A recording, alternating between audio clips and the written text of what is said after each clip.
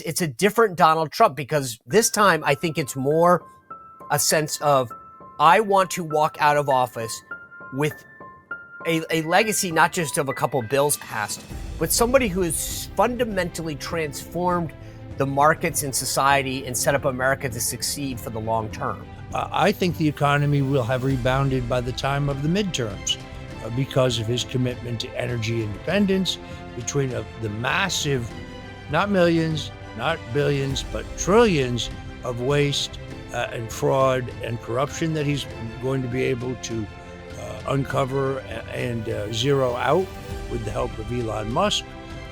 That combined with getting spending under control, I think you'll have a rebound. Everybody's like Chicken Little. They're worried about the market tomorrow. I'm worried about the market a year from now, 2 years from now, 3 years from now, 4 years from now. Well, good Tuesday to you all. Another crazy day of action in the White House today. Washington, just boom, boom, boom, always moving. Lots to happen. You got a team over in Saudi Arabia trying to put an end to the war. President speaking to the Business Roundtable today, talking about the economy.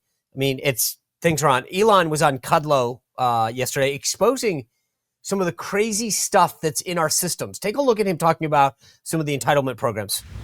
Why are the 20 million people who are definitely dead marked as alive in the Social Security database?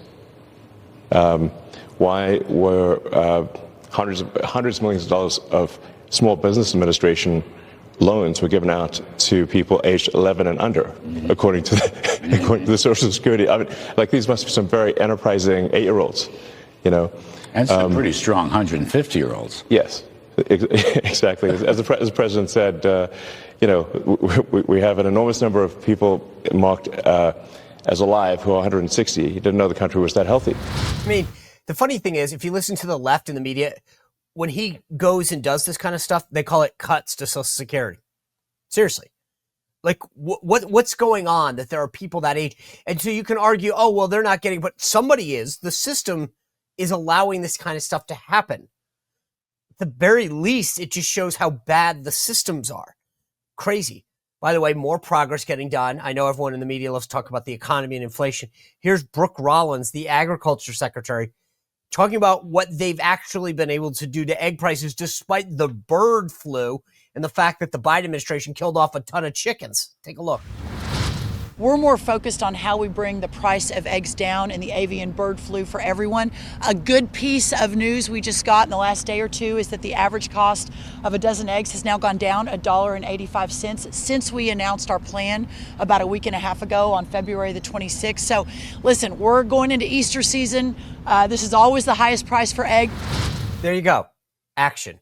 You know, again, it's never enough. Well, you didn't, but then you got this, but then you didn't do that. And this is happening. Slow your roll, folks. The Biden administration was asleep for 4 years. For the first couple of days, he's moving too quick. Egg prices. Okay, we got egg prices. We got it down. He's getting the job done. That's the reality. I mean, it's crazy. And by the way, yesterday I talked about how the president had revoked the clearances at that law firm, Perkins Coie, that was at the center of the Steele dossier. Well, guess what? That wasn't the end. Tulsi Gabbard put out a tweet. Per POTUS directed, I have revoked security clearances and barred access to classified information for Antony Blinken, former Secretary of State, Jake Sullivan, who was at the heart of the Steele dossier, the national security advisor under Biden, Lisa Monaco, Mark Zaid, Norm Einstein, Letitia James, Alvin Bragg, Andrew Weissman, along with all 51 signers of the Biden disinformation letter. You remember? Hunter Biden's laptop is disinformation, said all the people with security clearances. Well, you're not using that security clearance anymore to have credibility to spread disinformation. Thank you, Tulsi Gabbard. And by the way, speaking of Biden, remember, 4 years we didn't see the guy. He walked up the short stairs when he did. Every day we see President Trump multiple times. But gosh forbid we don't see him for like 8 seconds. And you know what happens? Caitlin Collins at CNN goes into a tailspin. Take a look. The Marine standing over my left shoulder indicates that President Trump is inside the West Wing today, but we have not seen him here at the White House, which is notable given he has several events on his public schedule, but they'd have all remained closed to the press, as we are seeing the stock market and Wall Street have the steepest declines since 2025 started and since President Trump took office. All right. So let me get this straight. He has several events on his schedule. They're marked closed press. We didn't see the last president for 4 years, but because we haven't seen him at like 1 o'clock, this merits a video from Caitlin Collins at CNN. It's unbelievable. They didn't say anything. We haven't gone weeks without seeing Joe Biden. No problem. He's all good. And that same CNN is now going to write a book capitalizing on this called Original Sin to talk about Biden's decline. And they have the gall to put out a video because they haven't seen the president in like 10 minutes. Nuts. J.D. Vance, by the way, getting in this pushback mode. He's out giving a speech on immigration. This leftist representative gets up, and here's how he pushes back. You go across the world, and you see a very consistent relationship between a massive increase in immigration and a massive increase in housing prices. And we have to be honest about that. Well, I see one of our nice representatives out here wants to actually, I guess, continue to flood the country with illegal immigrants, making your communities and citizens unaffordable.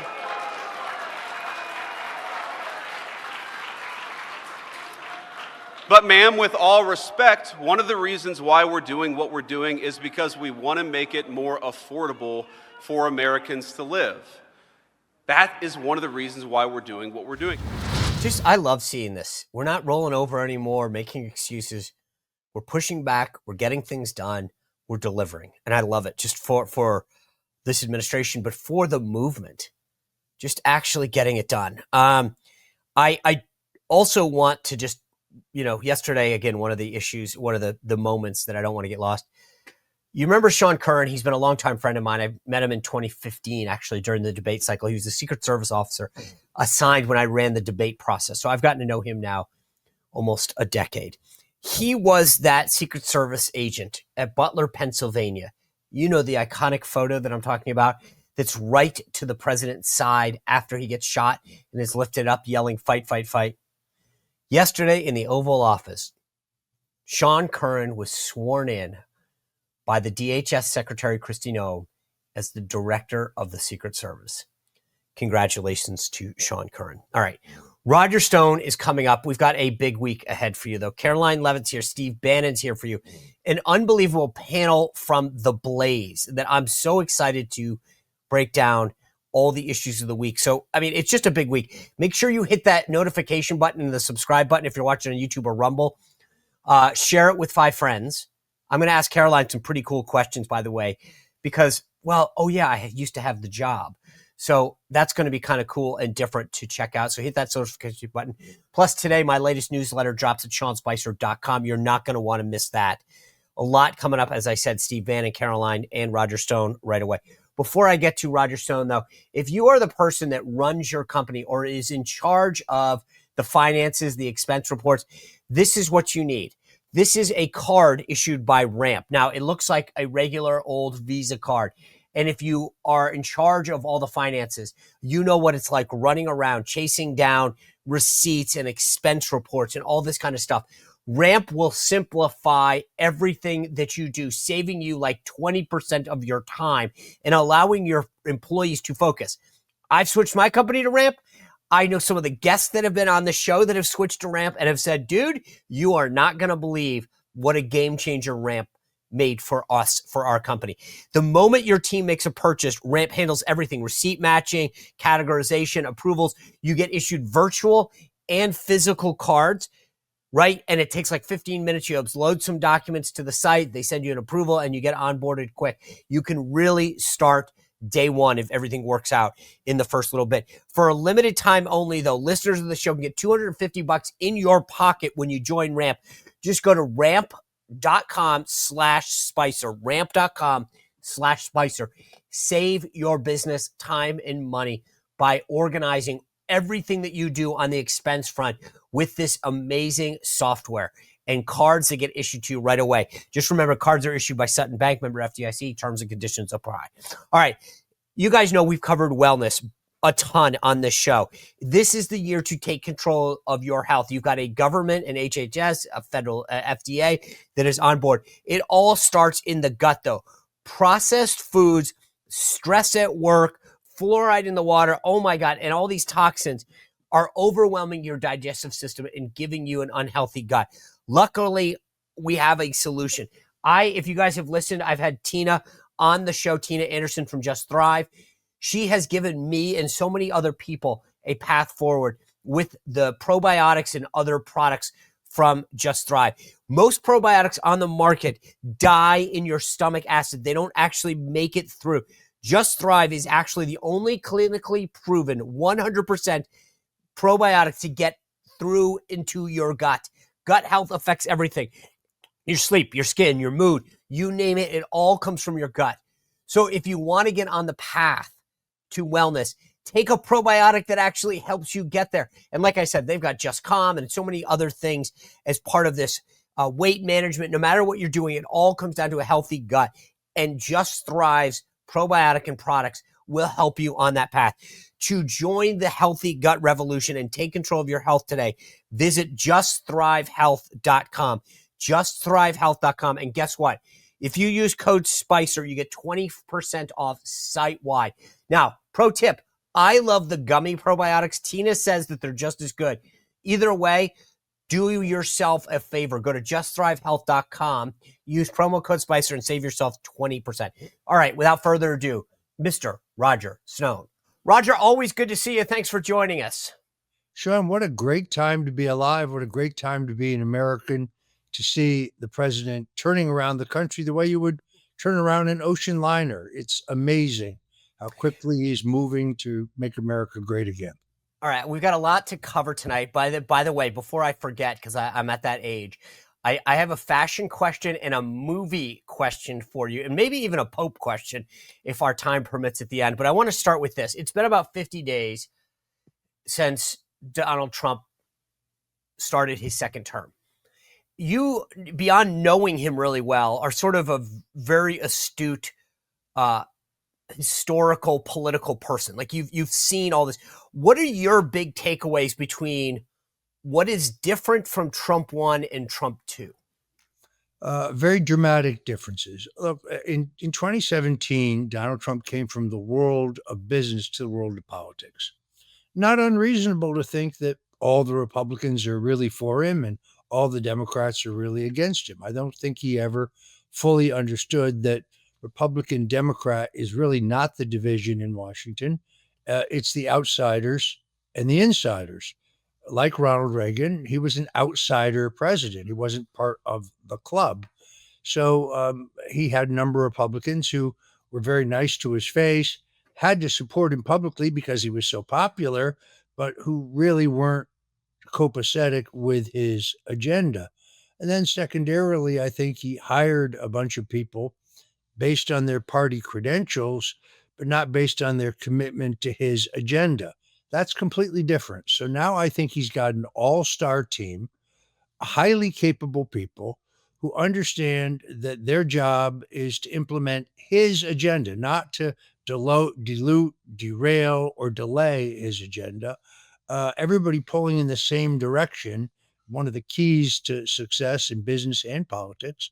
I think that's a major, major difference. This is an all-star team. Everybody's on the same sheet of music. And as you can see, Sean, there's been an enormous amount of planning going into the first 100 days. He's hit the ground running. Whereas last time, candidly, I think, first of all, he was pleased, but maybe a little surprised that he won. Because, I mean, after all, the New York Times said that Hillary Clinton had a 93% chance of victory. Guess they were wrong. This is a whole new day. He's supremely well prepared for this moment. And as you can see, he's having the time of his life. You know, it's interesting right now. there's this disruption in the market because of his policies. The interesting thing to me is that he's been telegraphing this for a couple months. There's going to be a little disruption, I think, is the catchphrase that he uses. I think that he fundamentally understands, in my opinion, I want to get your take on this, that if I'm going to reshape things, kind of restack the world order, this idea of really fair trade, reciprocal tariffs, cut the government for the first real time in decades, that, yeah, there'll be a little disruption and the markets may go up and down. But I feel like he's more focused on the big prize and the long-term objectives than the short-term up and downs, if you will. And it's a different Donald Trump, because maybe in the past he'd be more receptive to a bad day's news story or market fluctuation. This time, I think it's more a sense of, I want to walk out of office with a legacy, not just of a couple bills passed, but somebody who has fundamentally transformed the markets and society and set up America to succeed for the long term. Yeah, I think you're exactly right. I mean, first of all, he has the luxury of not having to run for reelection, right, which means that he has to do some hard things that are going to be difficult. We saw the same thing, by the way, after Reagan's election. The initial reaction to the Reagan tax cuts, even though revenues went up every year he was president because of them, but the initial reaction was not good. We had a very rough midterm election, but by the end of the 4 years, you had a roaring economy as the tax cuts began to kick in. I think it is with Donald Trump. He's not worried about tomorrow. He's worried about the future. And therefore, we're going to go through some dislocation. I think the economy will have rebounded by the time of the midterms because of his commitment to energy independence, between the massive, not millions, not billions, but trillions of waste and fraud and corruption that he's going to be able to uncover and zero out with the help of Elon Musk. That combined with getting spending under control, I think you'll have a rebound. Everybody's like Chicken Little. They're worried about the market tomorrow. I'm worried about the market a year from now, 2 years from now, 3 years from now, 4 years from now. I agree. That's the thing. People have got to stop worrying about the short-term process and the long-term results. You mentioned the people, and I agree with you. I think that he's got a team. It's truly a team, not a bunch of people, which is, I think, what we had in 2017. We had a bunch of people. I was introducing myself to some of them on day 1 and day 2 and day 3. This time it seems much more cohesive, much more focused. Is there somebody, in your opinion, that's sort of like the all-star or the all-stars right now, 2 or 3 people who you're like, man, those people are just killing it? It's tough to choose because there's so many stars, none of them eclipsing Donald Trump, of course, but Scott Bessent, the Treasury Secretary, this guy's an outside-the-box thinker. He's a big believer in gold.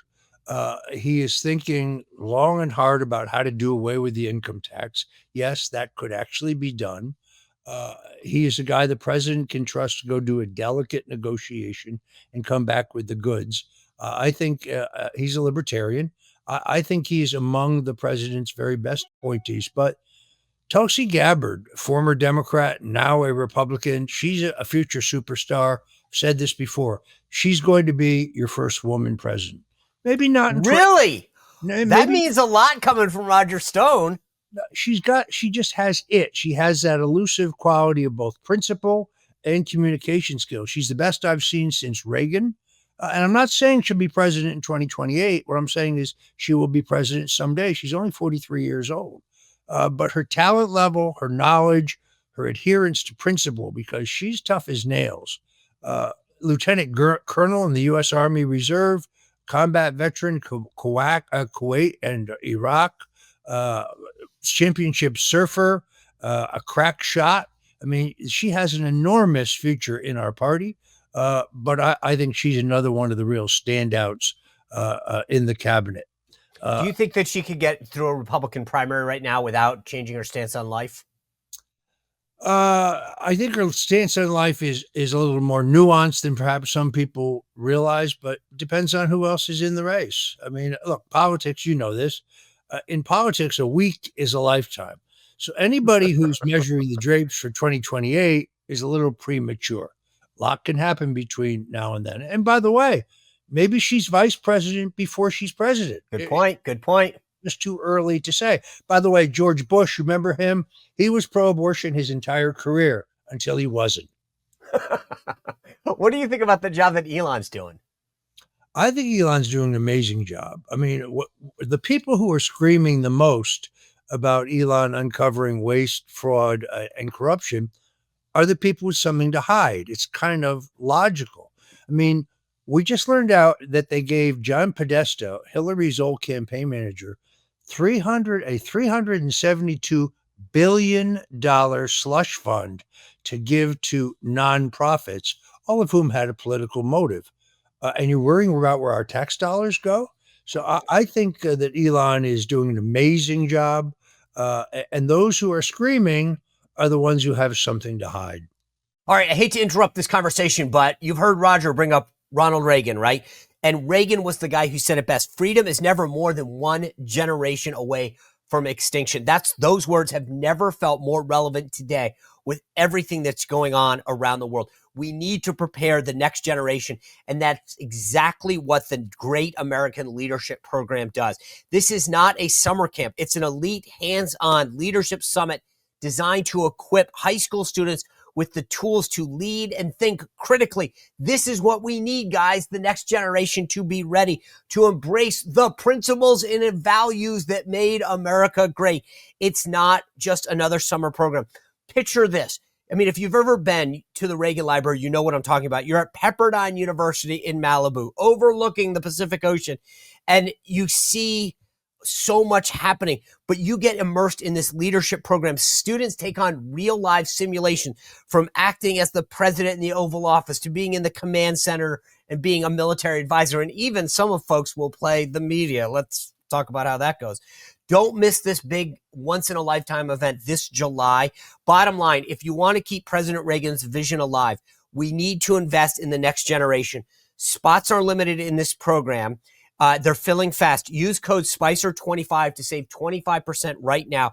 This exclusive offer, though, expires March 25th. Visit ReaganFoundation.org/summer. ReaganFoundation.org/summer. And, look, guys, freedom isn't guaranteed. We got to invest in the next generation of Americans. All right, back to Roger Stone.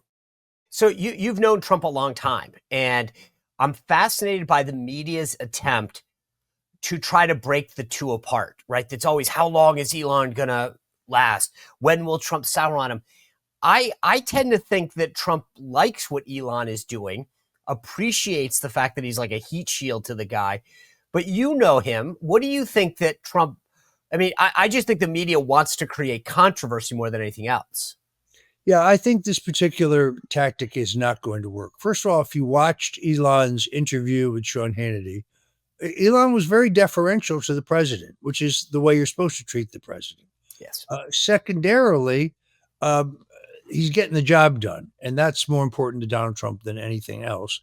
When they put Elon on the cover of Time magazine, sitting, at the Resolute desk, nice try, but I don't think that's going to work.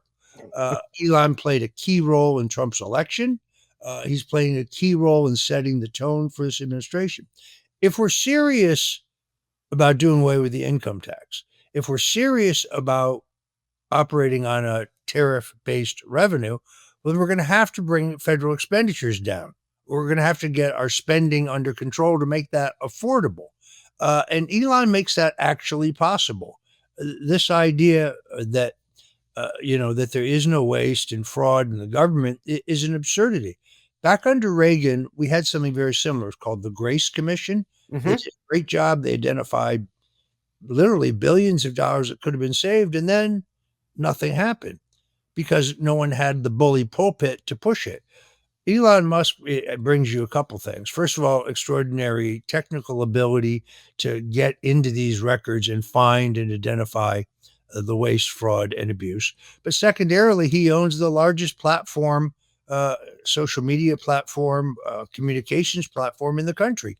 So he can let the people know what's going on. The people, I think, are very upset. The left trying to claim that Trump's numbers are collapsing. No, Trump's numbers are holding up extraordinarily well because people aren't for waste and fraud. They're sick of it. They're sick of paying their hard-earned tax dollars and seeing it squandered on non-profits that are, studying the mating habits of the tsetse fly, if you know what I mean.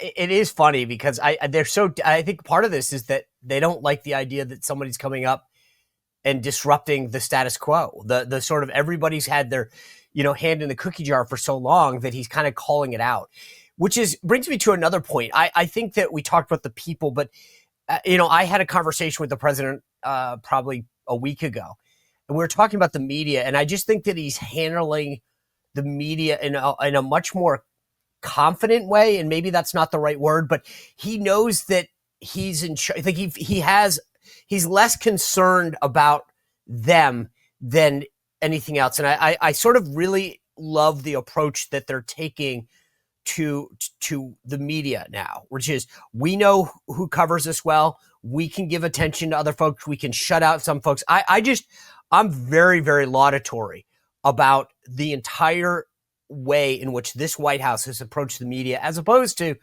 how we did it in 2017. I completely agree, particularly when you compare it to Joe Biden.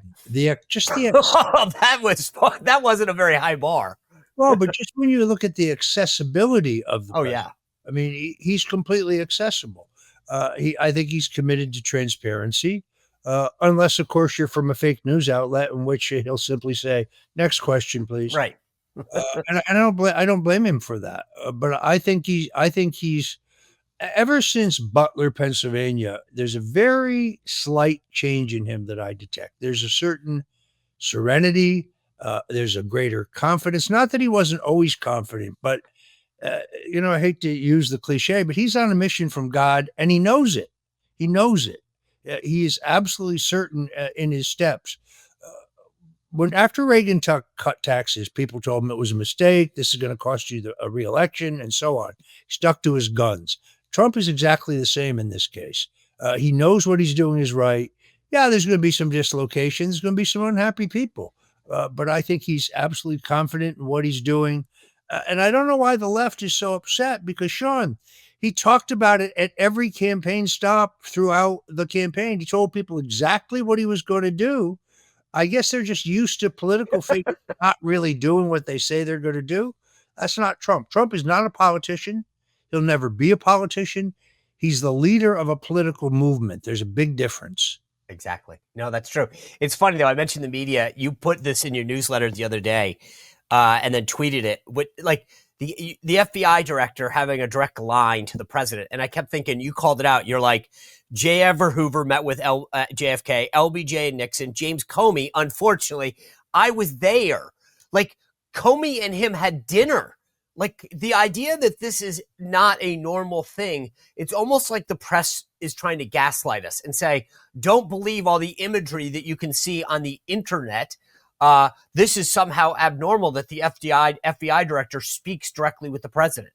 Yeah, I mean, from a line of authority person on paper, it is true that the FBI director reports to the attorney general, who reports to the president. That doesn't mean that the FBI director can't meet with the president anytime the president wants him to or that he wants to.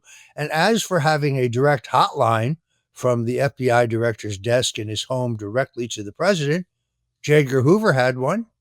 Why would you want to go through the FBI switchboard? Those are the people who spied on Donald Trump's 2016 presidential campaign. Those are the people who raided my home at 6 o'clock in the morning to arrest me for the non-existent crime of lying about Russian collusion, the Russian collusion that never really happened. So they have proven themselves to be trustworthy. Watching Christopher Wray prior to the appointment of Kash Patel saying, if that guy's appointed, the FBI is going to be politicized. Please give me a break. If that guy's appointed, the FBI is going to be reformed to go back to what it's supposed to be, a nonpartisan, completely unbiased, law enforcement agency seeking the facts, not trying to accuse parents who go to school board meetings to object to the curriculum being taught to their children as domestic terrorists. We keep talking about the status quo and how there's this attempt to defend it, whether it's the media or whatever else. And there was something in your latest newsletter that caught my eye. And you wrote that there should be a warning to Trump's DOGE, the Elon Musk-led committee, about trying to go up against the military-industrial complex, which, you talk about just a black hole of federal spending. Explain, are you saying that they should be careful or that there's going to be huge pushback? Like, what's the warning that you want everybody to be aware of? I continue to be concerned about the president's personal safety. Really? When I examine what happened in Butler, Pennsylvania, we still have more questions than we have answers. How could the Secret Service, the state police, and the local police all be on different radio frequencies? How could the local police have recognized that there was a man inside the perimeter with a gun who'd been seen with a rangefinder, but nobody tells the president's direct detail for 92 minutes? That doesn't make sense. Why do we wash down the deck of the top of the building from which they tell us that this man, Thomas Marshall Crooks, shot? Unless, of course, we don't want his DNA. Kind of reminds me of the way they hosed out the back of the limousine after John Kennedy was killed within a half an hour. So there's just too many questions there.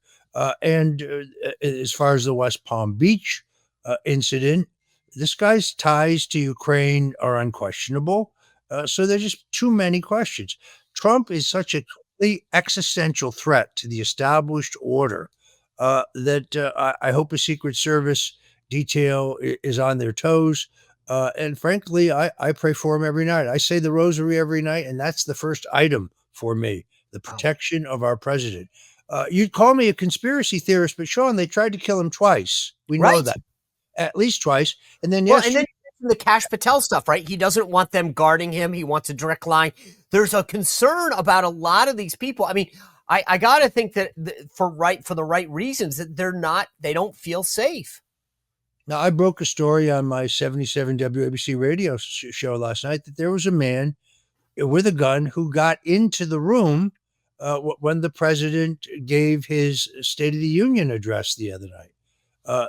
You won't find that any place in the media, but I had sources in the Capitol Hill police officer. The man was apprehended and he was removed. So that disturbs me. I pray for the president's safety every night. The kind of change that he's making, the kind of threat he is to the established order, I think they tried to kill him twice, and I think they may try again. I pray that they fail, but I'm just being realistic. I don't think it's a conspiracy whatsoever. So when you say that in your newsletter that Washington will not recover from DOGE, is that them trying to go against him or him trying to go against them? No, it's him trying to go against them. In other words, they continue to pretend that we don't have this level of waste and fraud and abuse. And now Elon's laying it out there for all to see.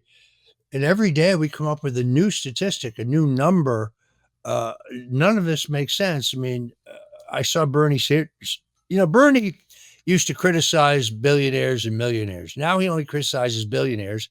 That's because he and his wife skimmed millions off of his 2 presidential campaigns in media commissions. Not illegal, but not very socialistic. He seems like kind of a free enterprise guy to me. So Bernie no longer criticizes millionaires because driving a top of the line Mercedes with 3 vacation houses, Bernie is no longer part of the proletariat. In other words, socialism for thee, but not for Comrade Bernie. But you see him out saying, nobody who's 160 years old is getting a Social Security payment. That's the point, Bernie. No one is, but somebody's taking that money by using a fraudulent. Right. Well, DOGE uncovered $36,000, a COVID loan to an individual that was 157 years old. It was funny. Someone put out, who cashed the check? We should trace it. I jokingly said, people at 157, they don't use electronic payment. They just go to the bank because if you're 157, that's what you're used to. But it's laughable, but it's true. How could someone be 157 years old and still getting a loan? Bernie Sanders is the worst kind of demagogue. I used to at least respect him because I figured, okay, this guy's a true believing communist. He really believes the crap that he espouses. At least he's sincere. But once he endorsed Hillary Clinton and Joe Biden, it became clear that he doesn't really believe in anything other than getting reelected. So how does Bernie, who's never been anything other than the mayor of Burlington or a U.S. senator, how did he become a millionaire? No, Senator, didn't come from book sales. Nice try. Outside of being a well-known political operative, you are a man of fashion. You critique people, you give awards out, and I want you to weigh in on this latest controversy. So the Zelenskyy has this meeting in the Oval Office. I don't think he showed the president the level of respect that you should show any president in the Oval Office.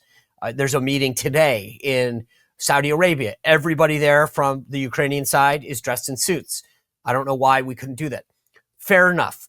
You can weigh in on that. But then folks on the left, and this is where I want your take because I have my own angle, but I want to hear Roger Stone's. Everyone goes, well, if you have a problem with people not dressing appropriately in the Oval Office, how can you not say anything about Elon? What says Roger Stone? Elon wore a suit and tie to the State of the Union because that was the appropriate thing to wear. Elon's got his own style. But Zelenskyy addressed a joint session of Congress wearing a dirty fatigue T-shirt. He shows up, hat in hand, to the president of the United States wearing a dirty sweatshirt. I think it's disrespectful to the president. I think it's disrespectful to the taxpayers who've given this guy $350 billion. $350 billion. This guy cannot afford a suit. Sean, when he went to the World Economic Forum and spoke there, he wore a suit and tie. He can't wear a suit and tie for the president of the United States. And Elon, by the way, he looked pretty damn good in a suit at the reunion. Well, if you're a billionaire, I bet you can get it tailored nicely at Joseph A. Bank or something. But I actually agree with you. My view is, hey, if you're the world's richest man, I'd love him to dress up a little, to be honest with you. I think there is a level of respect that does go. But when you're giving, which is what Elon's doing, right? He's coming into government to give us his expertise. Zelensky's taking. And if you're coming to somebody to ask for something, you show them a sign of respect. Like I said, I'd love both of them to do it, but I think Zelenskyy was in a different spot because when you're coming to someone and asking them for something, you dress appropriately for the occasion. I agree with your analysis, although maybe now Elon can see on video how great he looks in a suit. Maybe he'll start wearing one. Who knows? All right. I want to ask you one question then about another topic as well. You made a comment. I was on a plane the other day, and I say that because I would not have paid to watch the Apprentice movie, but I wanted to see what all the hubbub was about. And honestly, I found it disappointing. But then you critiqued it and said that you thought the actors did well. Do you think that is your commentary just about their acting or the movie overall? The movie overall is based on a false premise. Right. Okay. The lawyer, Roy Cohn, did not make Donald Trump. Donald Trump made himself. The lawyer, Roy Cohn, was influential in helping Donald Trump understand how the fast track of Manhattan real estate worked, how the media cycle, particularly those of the tabloids, work. But Donald Trump made Donald Trump. Roy Cohn was influential. The actor who played Roy Cohn, Jeremy Strong, having known Cohn, having met Trump through Cohn, was right on the money. In other words, he captured his persona in every way, his speech patterns, his idiomatic tics, his eccentricities. It was really masterful. The actor who played Trump, not so much, a little bit, but not so much. But there's a political agenda there that's not true. No, Roy Cohn did not blackmail the head of the New York State Tax Abatement Board with the guy's sexual history to get the Commodore Hotel project approved. That's just a lie. That's just a made up lie to try to make Cohn and Trump more sinister. The movie itself is a fine piece of filmmaking in the sense that they capture the look and feel of New York in the late 1970s. But the factual basis here is lacking. I did think that Jeremy Strong actually deserved an Academy Award for his depiction of the lawyer Roy Cohn. But that's about acting. That's not about right. Okay, and I agree with you. Yeah, he's a very. I thought I found his acting very good. I agree with your analysis of the movie. Roger, the last thing I want to ask you about, because I am intrigued as a guy who admittedly has not followed this closely, but the other day on your show, you had the Tate brothers and their attorney. Explain to me like what your take is, because I like I said, admittedly, I see enough to know it's an issue, but not enough that I can speak eloquently on it. So these guys were overseas, accused of some crimes, were able to come back to Florida. It seems like, at least in my understanding of looking online, that people are divided. What is your take on the Tate brothers? You're right. I got a lot of blowback about this. First of all, let's recognize the Tate brothers are U.S. citizens. Secondarily, in this country, you're innocent unless you're proven guilty, and there are no outstanding charges against them in the United States. The Attorney General of Florida, who's appointed by Ron DeSantis, a man who should be investigated for illegally raising money from the executive office of the governor for DeSantis' presidential campaign, shouldn't be throwing stones, but he's now investigating the Tate brothers. That's good. They've been in the country, 5 whole days, their entire life, 5 days. So are you saying they committed some crime within those 5 days? Now, I believe that the charges against them in Romania are manufactured. I think that they are targeted because they preach self-responsibility, sobriety, spirituality, physical fitness. Yes, it's a hyper form of masculinity. But Sean, if you canvassed every woman I'd ever dated in my entire life, I'm sure you could find some woman who would say something terrible about me. Until some crime is proven against them, they're innocent until proven guilty. Now, do I agree with everything they say and do? No, not at all. It is controversial. I think they're getting used as a pawn here because there's a proxy fight. Governor DeSantis would like to have his wife succeed him as governor. He's term limited, but President Trump has strongly endorsed Byron Donalds, the dynamic congressman from Naples, who's been a real MAGA champion. And the irony is, Governor DeSantis criticizes Congressman Donalds for missing votes because he was out campaigning for President Trump in 2024, when nobody missed more votes in Congress than Ron DeSantis did when he was running for governor. So please give me a break. This has become kind of a proxy fight between the two. Donald Trump is more popular in the Sunshine State than Governor DeSantis is. I'm not saying the governor's not doing a good job. I'm not saying that he isn't popular, but he's not as popular as the president here. I think in the end, if his wife chooses to run, she'll lead in the polls in the beginning. It's all name ID. Her husband's governor. And Byron Donalds is well known in his section of Florida. But let me remind you, Ron was at 8% in the polls and when Donald Trump endorsed him in 2018. He went from 8 to 63 virtually overnight. That is the Trump magic. And I think the Tate brothers have kind of got caught in the middle of this proxy fight. All right, so 2 quick things just to put a pin on this. Did you learn anything? I love having these conversations with people on my show. Like there's times when I feel like I learned something that I didn't know, which is, again, the beauty of the conversations in the long format. When you interviewed these guys, did they change your perception of what you had read about them online or other people had suggested to you about them? In all fairness, I didn't really interview them. I had a cigar with them. We had mutual friends, notably Tucker Carlson and others. So I spent a couple hours with them, but it was mostly social. Frankly, they were both much easier going, much more self-effacing. Andrew's actually quite funny. They were fun to be with.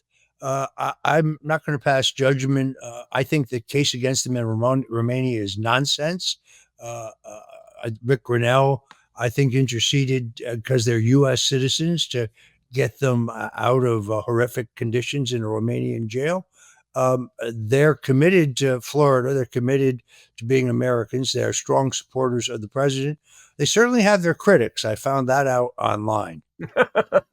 All right. So then the last thing is on this governor's race. Do you think that this will, if Casey DeSantis runs, the current first lady, against Byron Donalds, will this create a further fissure in the party, or is this kind of like the presidential race? We'll have it out, and then we'll all get back together. I don't see it causing a division in the primary. First, I'm curious as to what her qualifications to be governor are. Right. I mean, she was a newscaster, and she's done some great work for charity here. I'm not sure that prepares you to be governor.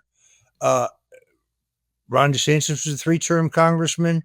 Byron Donalds is a 3-term congressman. Yet for the governor to say that the congressman is not qualified to be governor, it's a little bit of a joke. The point, of course, is that the people who like the president also like the governor.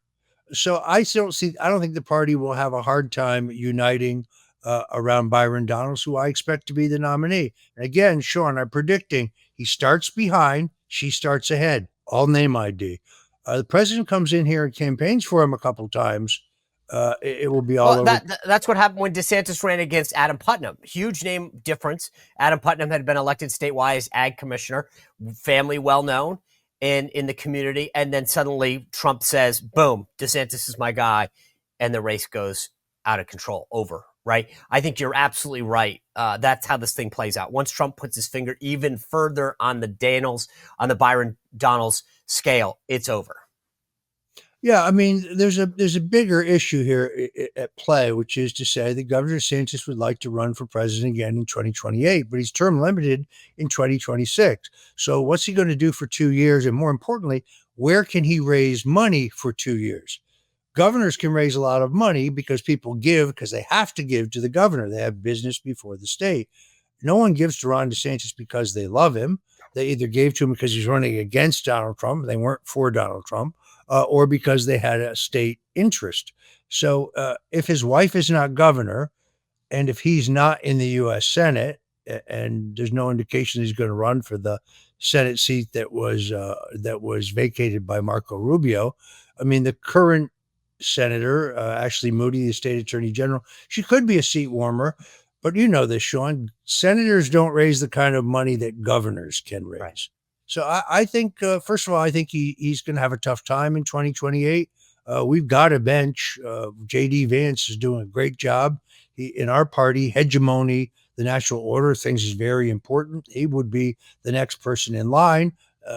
He's got to continue to do the great job he's doing, but I expect that to happen. And then you have other candidates who I think are more attractive potentially. Sometimes you run for president if you really want to be vice president. That is, and you don't attack the front runner, but you run a constructive race. But I think 2028 is going to be a tough haul for Ron DeSantis. If his wife is not governor and he has no fulcrum to raise money, I'm not sure where he comes up with the bread. And then there's his lack of charisma, but that's a whole different question. Roger Stone, you never disappoint. Thanks for joining us today. Great to be with you, Sean. Thanks very much for having me. You bet. Thank you.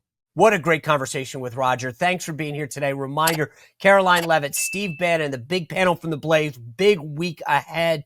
Thanks for being part of this. Sign up at SeanSpicer.com for my latest newsletter, and we'll see you back here tomorrow on The Sean Spicer Show. Well, if you enjoyed this content, make sure to like this video, subscribe, and click the notification bell to get more.